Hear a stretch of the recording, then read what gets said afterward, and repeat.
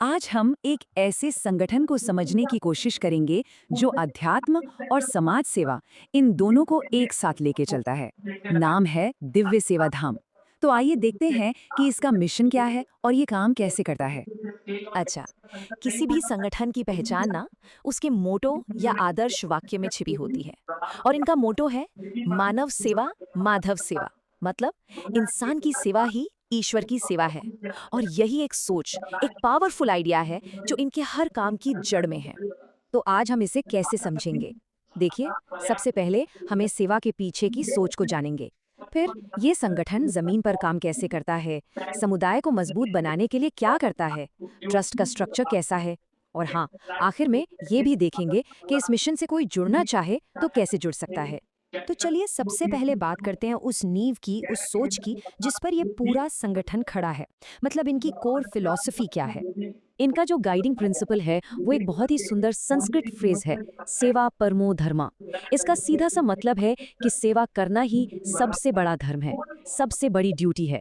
और आप देखेंगे कि यही एक विचार इनके हर काम के सेंटर में रहता है।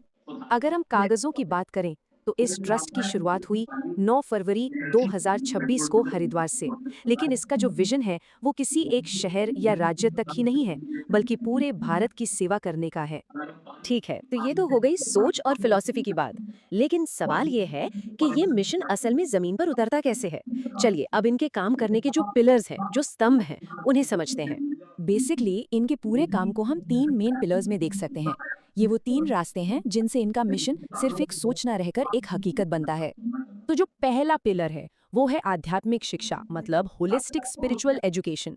यहाँ फोकस है योग, आयुर्वेद और वेद वेदांत फिलॉसफी पर, ताकि एक ऐसा देश बने जो शरीर से स्वस्थ और मन से जागरूक हो। अब आते हैं दूसरे पिलर पर।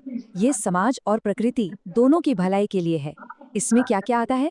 इसमें गौ सेवा है, गंगा को साफ रखने का अभियान है, और साथ ही महिलाओं को स्किल्स सिखाकर उन्हें आत्मनिर्भर बनाने का काम भी शामिल है।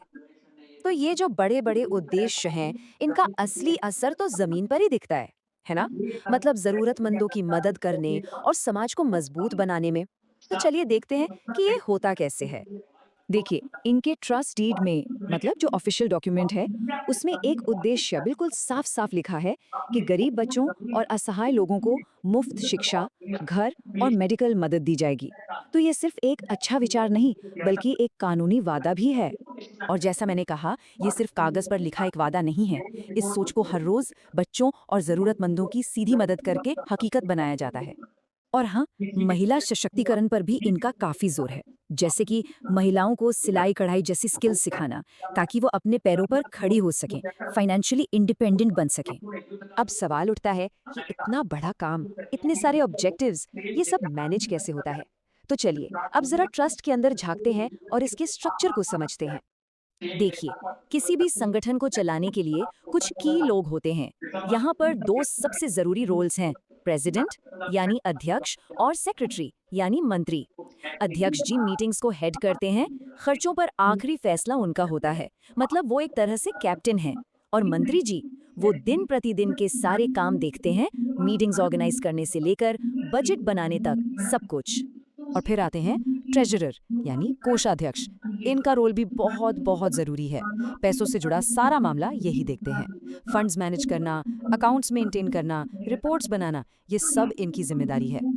अच्छा, तो ये सब जानकर हो सकता है किसी के मन में आए कि इस मिशन का हिस्सा कैसे बना जाए।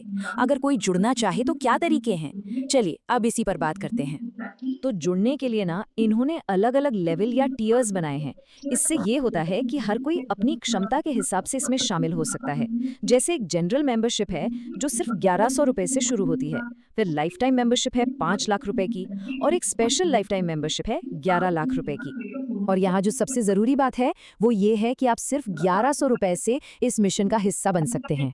ये दिखाता है कि इनका मकसद ज्यादा से ज्यादा लोगों को अपने साथ जोड़ना है। दरवाजे सबके लिए खुले हैं।